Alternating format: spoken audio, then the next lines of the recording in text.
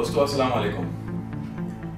आपको मालूम है जैसे आजकल हम मोटिवेशनल इंटरव्यूज कंडक्ट कर रहे हैं, इसके पीछे रीजन क्या है? मोटिवेशनल इंटरव्यूज कंडक्ट करने के लिए क्या इसका हम रीजन है, क्यों हम ये कर रहे हैं? एक्चुअली हम चाहते हैं कि जो हमारे पास एक्सपीरियंस है, जो हमारा एसेट है, जितने भी एक्सपीरियंस लोग हैं हमारे लिए एसेट हैं, ये हमें बताएंगे कि इन्होंने लाइफ के अंदर क्या क्या किया और लेकिन इन्होंने हार नहीं मानी। हम यूथ को ये मैसेज देना चाहते हैं कि उन्हें कभी जिंदगी के अंदर हार नहीं मानी। The things will come in your life with the ups and downs you will find in your life. But ups and downs doesn't mean that you are just going to you are just going to give up. Never give up in life. इसी सिलसिले को आज हम आगे लेकर आ गए और आज हम महमूद क़याम खानी साहब जो कि एडिशनल डायरेक्टर जनरल कमर्शियल हैं हेस्को के।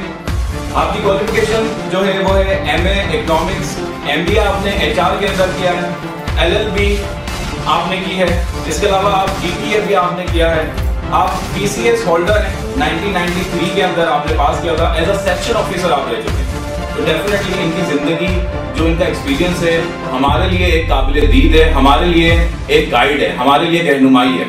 तो आज सर के हम साथ हैं। अस्सलाम वालेकुम सर। वालेकुम अस्सलाम। क्या हाल है सर? अल्हम्दुलिल्लाह सर, मुझे काफी एक ऑनर फील हो रहा है आपके साथ यहाँ पर बैठकर कि हमारे लिए एक्सपीरियंस है कि हमारे आप एसेट हैं और ये एसेट हमारे यूथ के लिए बहुत काम आने वाला है, ये एक्सपीरियंस हमारे यूथ के लिए बहुत काम आने वाला है। सर डेफिनेटली आपकी बड़ी अचीवमेंट है आपकी लाइफ में और दूसरों की लाइफ में भी। तो सर प्लीज शेयर कीजिए कुछ अपनी अचीवमेंट लोगों को, ताकि जो हमारी यूथ आपको सुन रही है शायद उन्हें ऐसा लेसन मिल जाए कि उन्हें they will be unstoppable. Ghulam Hussain साहब, जहाँ तक अचीवमेंट्स का ताल्लुक है तो इंसान जब पैदा होता है उसी दिन से उसके अचीवमेंट्स का दिन शुरू हो जाता है और वो दुनिया में आने के बाद आहिस्ता आहिस्ता अपने जो भी मदर से बहुत कुछ सीखता है, उसकी ज़ुबान सीखता है, बोलना सीखता है। इसी तरीके से जब इंसान अपनी प्रैक्टिकल लाइफ में आता है ज़िंदगी में तो उसके लिए भी आगे बढ़ने के लिए भी उसको बहुत एफर्ट्स करनी पड़ती हैं। मेरा ताल्लुक एक मिडिल फैमिली से है। मेरे वालिद साहब आर्मी के रिटायर्ड सिपाही थे जी सर, और वो मुश्किल बेचारे हम बहन भाइयों की परवरिश कर पाते थे। और लेकिन ये कि जब मैंने मैट्रिक का इम्तहान पास किया तो मैंने ये फैसला किया कि मैंने छोटी छोटी मुलाजमतें भी करनी है, उससे मैंने अपनी फैमिली को भी सपोर्ट करना है और साथ साथ मैंने शाम में तालीम भी हासिल करनी है। तो अल्हम्दुलिल्लाह कामयाबी और नाकामी ये तो अल्लाह की तरफ से होती है। बिल्कुल सर। और अल्लाह तबारक व तआला का ये हुक्म है कि तुम जदोजहद करो, मैं तुम्हें वो अता करूँगा जो तुम्हारे लिए बेहतर समझता है। बिल्कुल। तो आदमी को ये समझ लेना चाहिए कि उसे जो कुछ मिलना है वो तो अल्लाह के हुक्म से मिलना है। बिल्कुल। लेकिन उसने जो भी उसकी चॉइसेस हैं और जो उसके डिजायर्स हैं उसके लिए उसको एफर्ट्स करने चाहिए और करते रहना चाहिए पूरी जिंदगी। इंसान जब तक दुनिया से उसका आखिरी दिन होता है उस वक्त तक उसको मेहनत और जद्दोजहद जारी रखनी चाहिए।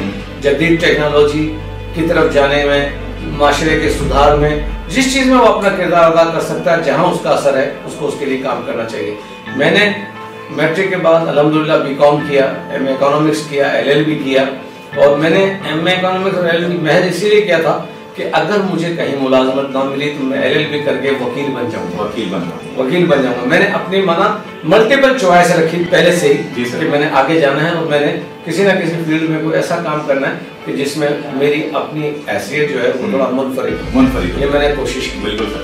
तो ये जो चीज़ें मुझे मिली, अगर मैं अपने माशी हालात देखता तो मैं शायद ना निकल पाता, लेकिन मैंने उन माशी हालात को भी संभालने के लिए नौकरियां भी की और उसके साथ साथ अपनी तालीम को भी जारी रखा। और फिर उसके बाद ये कि नौकरी के मामले में आपको मैं अर्ज करूं कि छोटी मुलाजमत के साथ साथ फिर मैंने 1985 में CSS का इम्तहान दिया, वो मैं नहीं उसमें मैं सिलेक्ट हो सका। तो उसके बाद मैंने दूसरे मुख्तलिफ इदारों के मुकाबलों में इम्तहान दिए।